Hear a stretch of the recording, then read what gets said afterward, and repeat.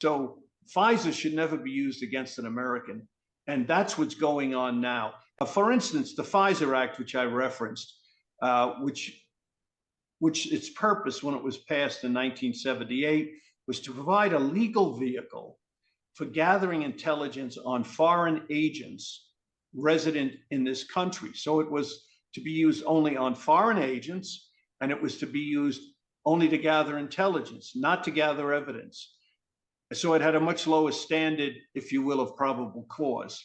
What happened then after September 11th, it was amended and amended and amended again and loosened up, and its use increased and increased from a few hundred FISA warrants a year to several thousand a year, and which is the situation to this day.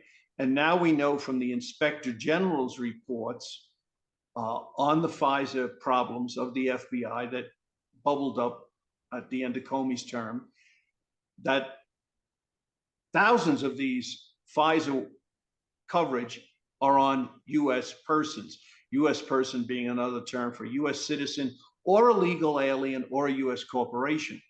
So FISA now is being used in a very promiscuous way. And one of the things that surfaced in the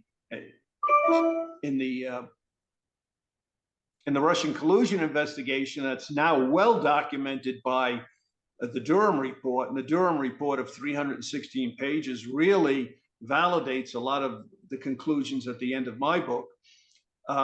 The Durham Report goes into this surveillance of Carter Page, a U.S. citizen who it turns out did nothing wrong, and yet 4 very intrusive FISA warrants were used against him over the course of a year. That was a violation of his rights as a U.S. citizen, because FISA essentially suspends the Fourth Amendment, your protection against unreasonable searches and seizures. So FISA should never be used against an American. And that's what's going on now.